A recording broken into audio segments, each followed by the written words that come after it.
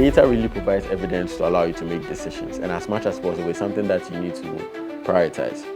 I think time relevance is the most important thing at any point in time. You just have to keep on learning. It's quite frustrating or annoying to say, okay, I've learned all of this during my school years. Why do I have to keep on learning even as a professional? You need to understand the people that you are leading, understand their temperaments, understand their personalities, understand their tipping points. At a point in my life, I actually interned as a sports journalist.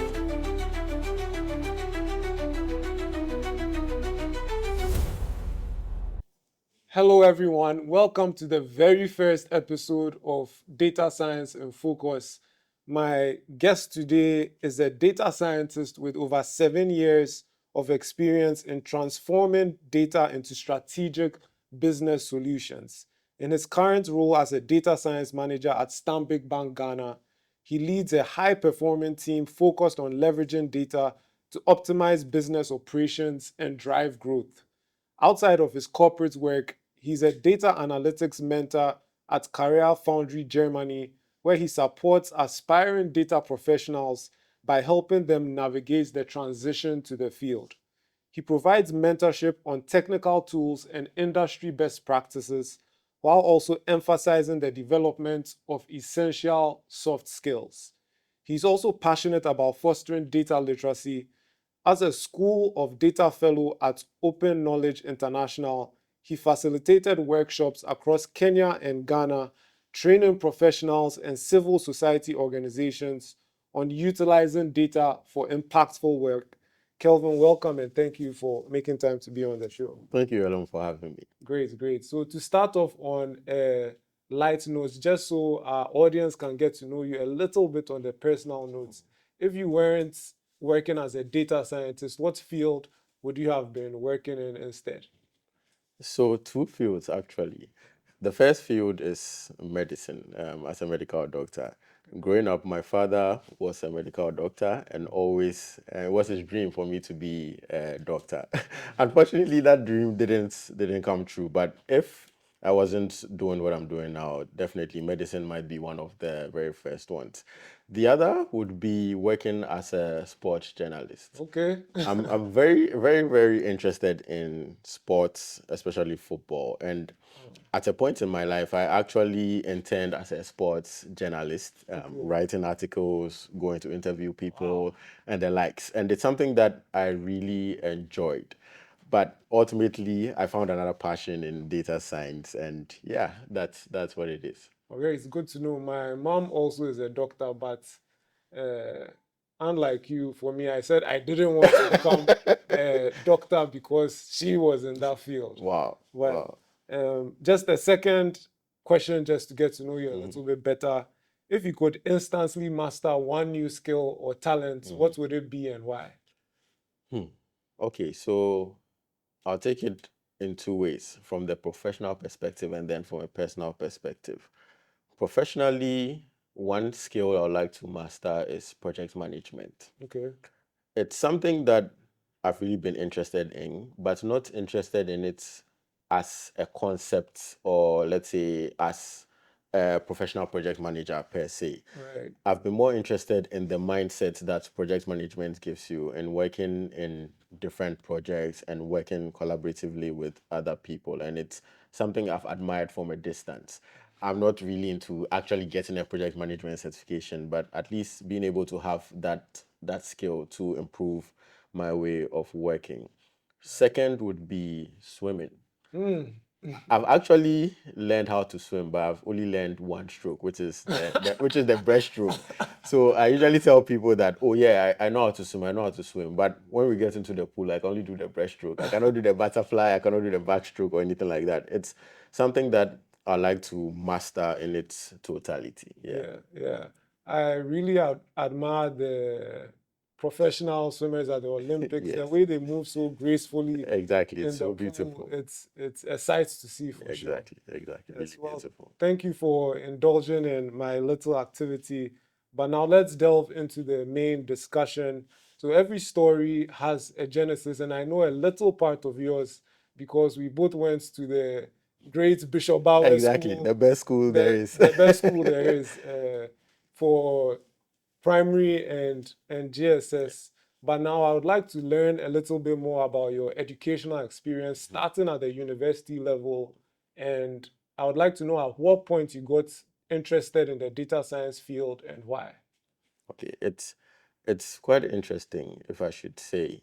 I did a bachelor's degree in computer science at Ashesi University.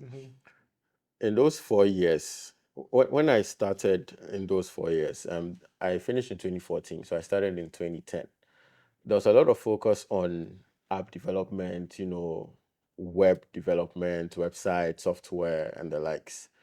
And for me, that is what I thought my interest, lied. And that is what I thought eventually I would move into. But when I was done at the end of my degree, it was time for national service. And to be honest, I didn't know what I was going to do in my life. I wasn't sure what path I was going to, tread. Right. Fortunately, one of my lecturers gave me a phone call and asked me if I wanted to come back to Ashesi as a teaching assistant to teach courses in discrete mathematics, programming, design, and a number of other courses. I didn't give it much thought, to be honest.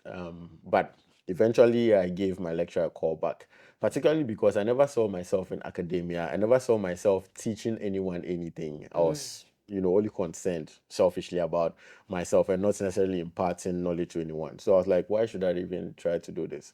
But to be honest, I didn't have a lot of options for national service. So I decided, okay, let me give this thing a chance. So I ended up spending 2 years. So I renewed my contract again, spending 2 years teaching at Ashesi. And in those 2 years, I knew, as I said, I knew for a fact that I did not want to work in academia. So in those 2 years, I was very aggressive about what exactly it is that was going to be out there for me. And the great thing about working in academia is you have a lot of time, be outside of the classroom and outside of, the projects and assignments to do other things, plan your life, and so on. And you also have access to people in industry who would usually come to campus and talk to students and all of that. It's a great way to network. Right. So in those 2 years, I spent a lot of time talking to people in industry who had come to campus, as well as also doing my own research and talking to faculty members about what exactly it is that was trending at the time. And for me, I'd always been sensitive about the fact that when it comes to technology, you are not learning technology only to be relevant for the present, but you are learning it to be relevant for the future. Right. So as much as possible, I needed to know what was coming next in the next 5, 10, 15, 20 years to be able to understand that, okay, this is what is important, and I need to position myself in that way. So in all these conversations, there was a lot of talk about data science, big data, blah, blah, blah. And for me, it's just kept on resonating. It was almost like something was, speaking to me from a spiritual perspective. Because every single encounter that I had with anybody, that's, data kept on, creeping up. So I did a lot of extensive research and I then made a decision that no, this is what I want to get into. So I began looking out for schools and all of that and applying and all. So when I was done with working at Ashesi, I took a master's degree in data science at the University of Southampton in the UK. And for me, it was one of the best decisions I'd ever taken. I didn't regret it whatsoever. For me, it was the best thing or the one thing that I was looking for, and it was everything that I wanted and more. One of my regrets in this entire journey is the fact that when we were in our fourth year, we had a lecturer, Dr. Kosa, Dr. Yoko Kosa, very brilliant lecturer who came back to Ghana from teaching at Carnegie Mellon. And she's really interested in robotics, really interested in artificial intelligence, really interested in machine learning. In her fourth year, she opted to teach a course in machine learning, got approval for it. But she needed about, I think, at least 6 to 8 students to sign up for the course so it could be taken that semester. Yeah. My classmates and I, our class size wasn't big. The computer science class wasn't big. We were about perhaps 20 students. Everyone was exhausted with all the 4 years, and we were all looking for an easy way out to just complete our degree. She kept on pushing to say, no, come and take this machine learning course. But we're like, man, we're not interested in machine learning, so we're not going to take it. When I started my master's degree and I had to take courses in machine learning, I just, you know, I had a recollection, and I just went back to that time. If I'd taken machine learning course, the machine learning course, sorry, things would have been so much easier for me. But I mean, it's all part of the learning journey. So that's what my journey has looked like from an academic perspective. Thank you for that insight. Pivoting to your data science career, how have your career responsibilities evolved over the years? Okay, so I'm currently a data science manager, as you mentioned. I began by being a data science officer and spending all my time coding, trying to, build models, trying to build analytic solutions and insights for the business. Now, over time, my role has, kind of changed or kind of evolved, as you mentioned, where I've taken up a leadership role now, and it's my duty to make sure that still projects are delivered from a technical perspective, but the accountability sits with me, and the responsibility, part of the responsibility sits with me, but a major part of it sits with my colleagues who I mentor. And it's been a quite an interesting transition. I almost didn't have a lot of time to prepare for the jump. It just almost happened the way it did. And for me, at the beginning, there were a lot of challenges in my evolution, trying to balance it. Are you a leader, or are you just part of, the team? And are you just a leader on paper, but you don't necessarily have to lead the team? But it will naturally, the kinds of challenges that will come to your table will naturally uh, almost force you to step up to that place, because you come to realize that people will bring certain problems to you that perhaps initially they were sending to your boss. Now it's at your table, and you're the one supposed to find a solution to it. So you cannot just sit there and say, I'm just one of the guys, so I'm not going to attend to this. So I had to jumpstart myself into that leadership role, and over time, I think it has worked out really well for me. Yeah. Right. And so now comparing your time leading to your time when you were an individual contributor, Yeah. how has the time you spent coding changed? Now, do you spend less time coding now as a manager? Just like to get some insights into that. How much time do you spend coding versus being in meetings, overseeing your team, and so forth?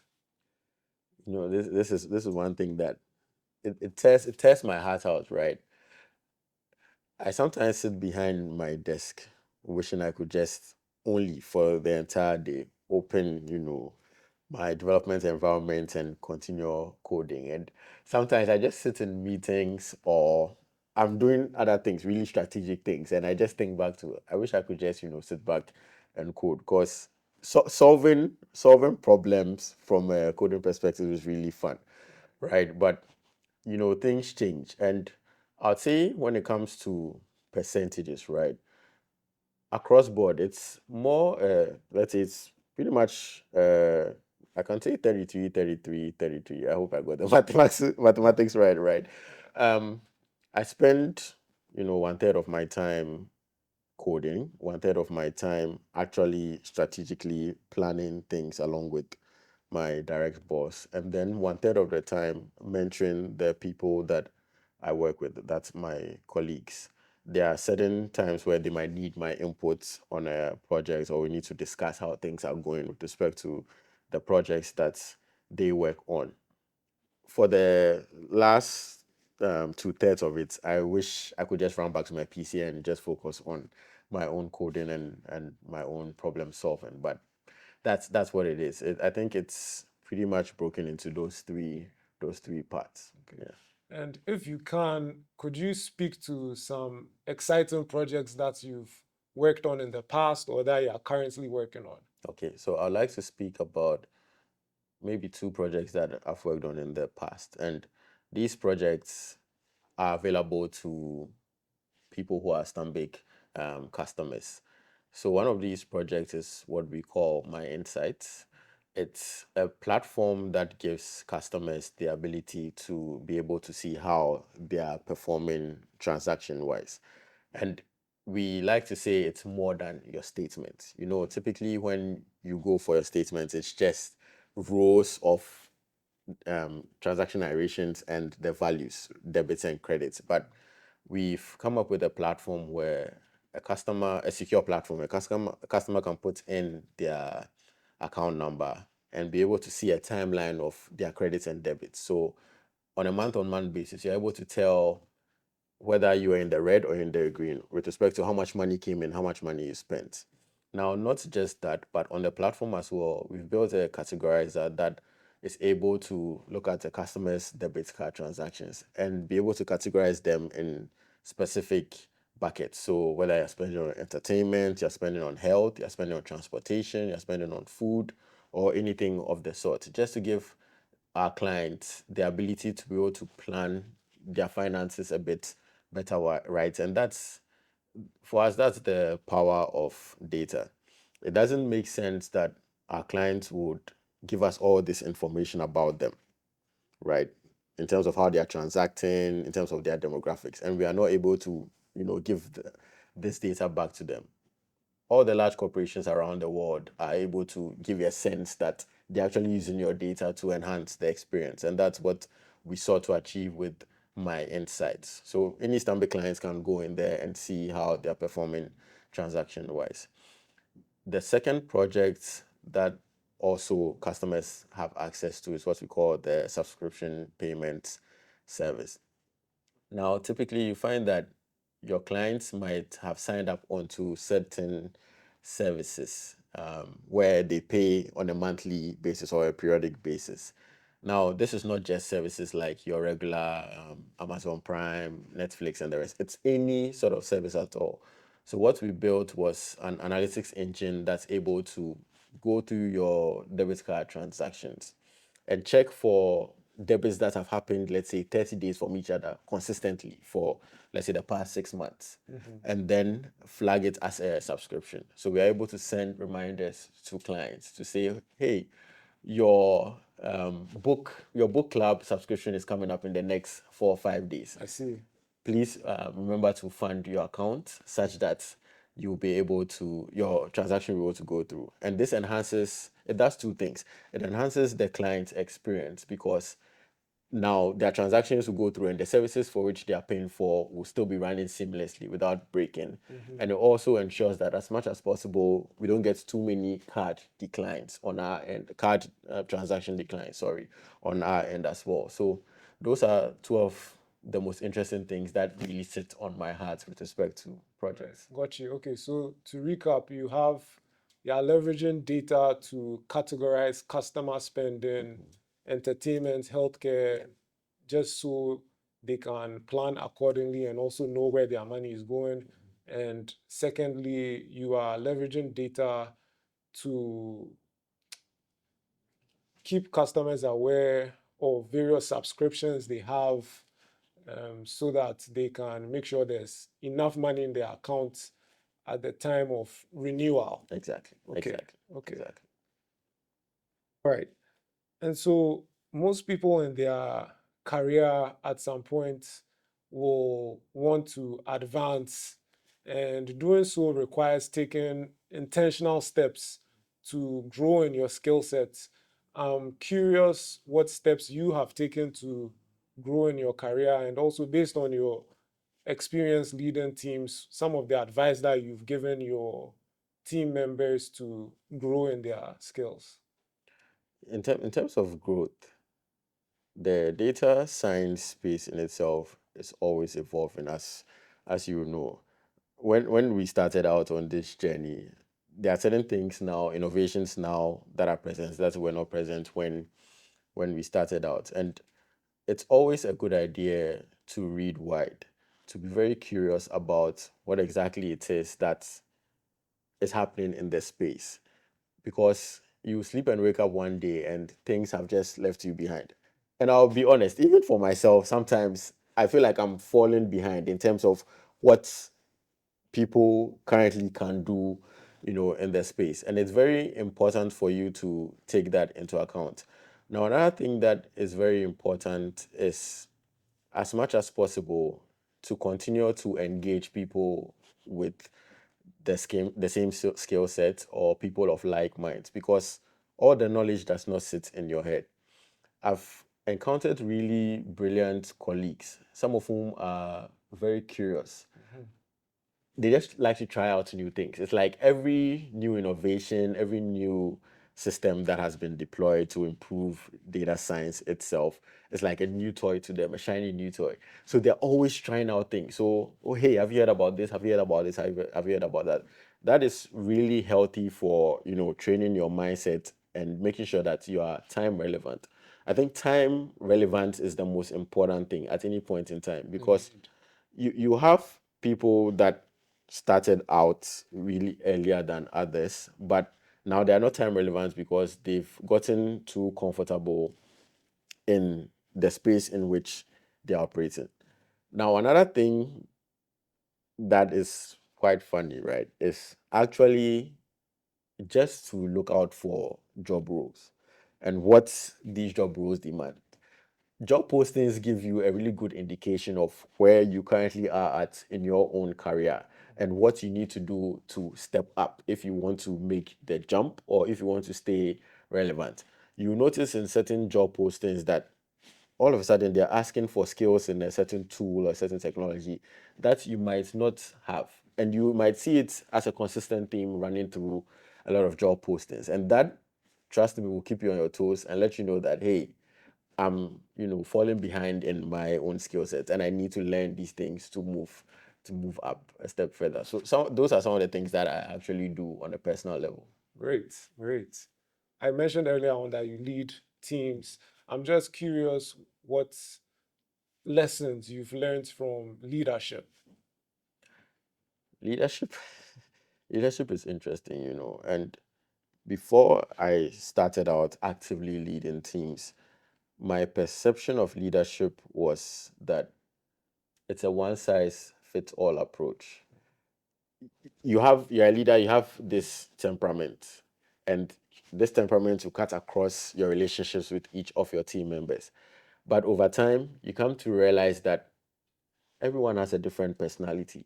Everyone has a tipping point. Everyone has a different way a different tolerance level for feedback and the way you deliver your feedback. Right. So the same way you treat one person might not necessarily be the same way you treat another person. The way you treat one person might not be the same way that you treat another. And it's something that took me a while to learn and understand, because you just go in with a certain mindset, but people give you, different levels of reception. So you need to understand the people that you are leading, understand their temperaments, understand their personalities, understand their tipping point, and know how you engage them. So that's one of the very first lessons that I learned. Another lesson that I learned from about leadership is the fact that as a leader, you are not supposed to be a ceiling to the people that you are leading. What you are supposed to be is rather an enabler for them to be able to break out of any ceiling that exists, or actually punch holes in there and let the sunshine in, and not let rainfall come come in. Let the sunshine come in and let them, grow. Because the mark of a really good leader is how the people that the person is leading grow and how they come out of whatever shells it is that they are. Because it doesn't make sense that as a leader, you are always the one that's, let's say, in the limelight, or always the one being successful. And it's something that I actually learned from my direct boss, in the sense that if there's any sort of project that, let's say, I have worked on, he's never going to take the credit for it. He's not going to sit in any forum and, let's say, present it on his own in my absence. if indeed he needs to present it in my absence, he will still give me credit on in the meeting or on the call to say this was developed by a brilliant guy here. And that's something that just boosts your morale because it makes you feel so important that he actually regards your work and he wants to put you in the limelight. And in any case, he knows that the more you rise, the more he rises too, anyways. Right. So that's what I learned about leadership as well. Giving your people the opportunity to grow and not limiting their growth. So yeah. Great. I that really resonates with me. Leaders should not be a ceiling Yeah. to their team, but rather should be enablers of growth for their team. So moving on to some general questions. Curious what your assessment is of the data space in Ghana. How have you seen it evolve over the years, and what would you like to see in the space moving forward? The data space in Ghana has grown significantly. You have a lot of communities now, you have a lot of forums, you have the awareness of it. The awareness of it, at least from an academic perspective. So you have a lot of people in schools now that are really interested in the space and want to get into, building all these fancy things. And I think, you know, the rise of these large language models, for example, has really, it has almost done like a reset, if you like, a reset of artificial intelligence and data science. Because artificial intelligence, machine learning, data, they are not new things, but it seems like ChatGPT, Copilot, and Gemini and the rest have almost brought a new sort of enthusiasm to the space. So you have a lot of people that are trying to get into the space. And over time, when I started out and I went to do my master's and all of that, I had not a lot of people to fall on with experience of having gone through this process or actively working in industry. I could count maybe just less than 5 people that I knew personally. And so for me, it was a bit of a worry to say that, okay, is this really a field that, let's say, I can find, opportunities in or I can find joy in and all of that. But now you find so many young people doing really, really cool stuff, people that are interested in getting into the space. And now it's one thing having individuals really being enthusiastic about this and looking for opportunities. It's another thing for to have organizations and decision makers actually being interested as well. For me, that's where the gap really is a bit, but it's improving year on year. It's improving.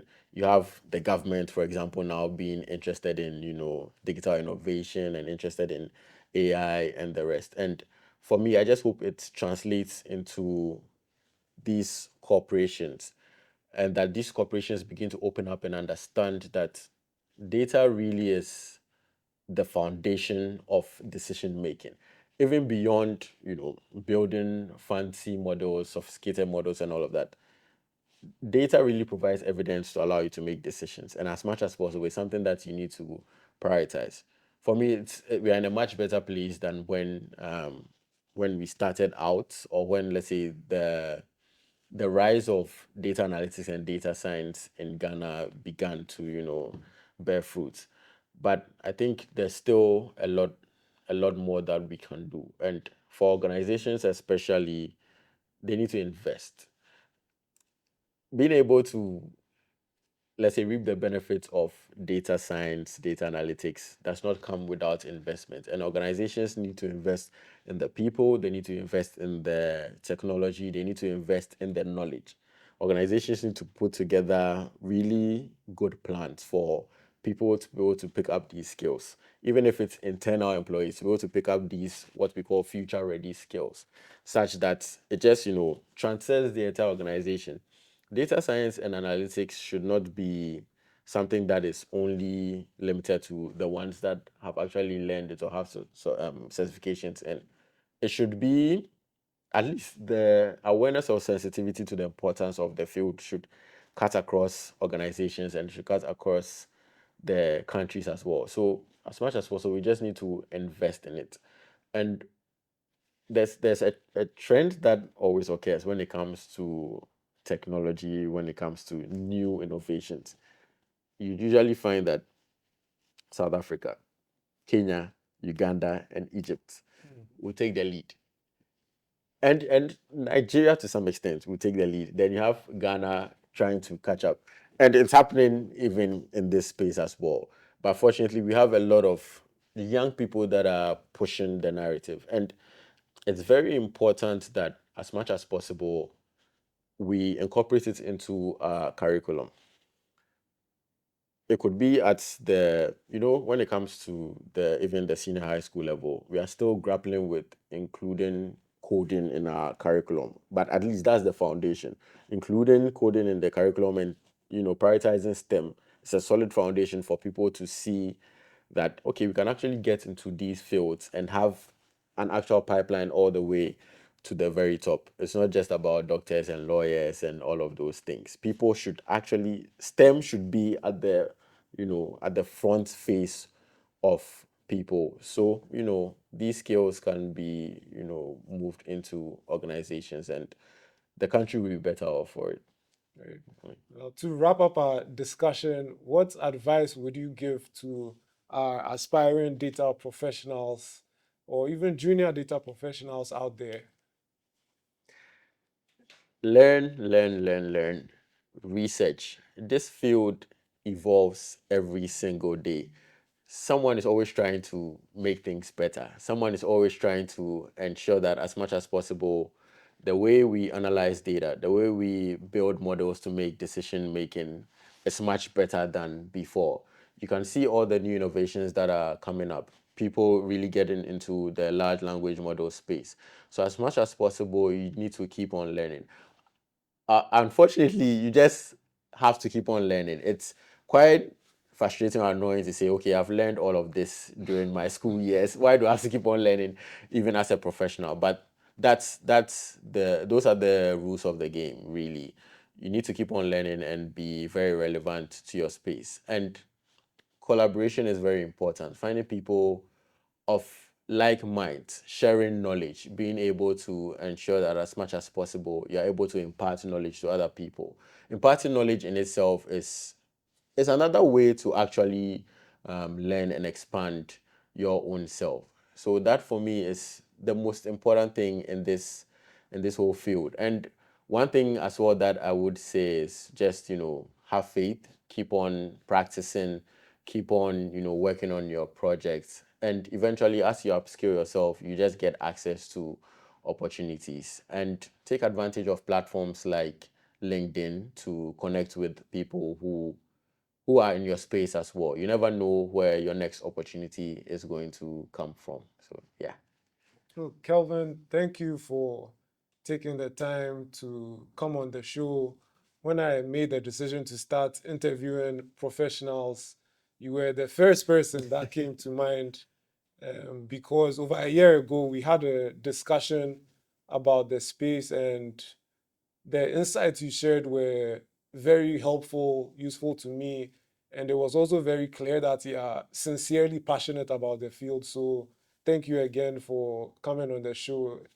Thank you Best so of much. luck. Thank you so much, Alon, for having me. Great.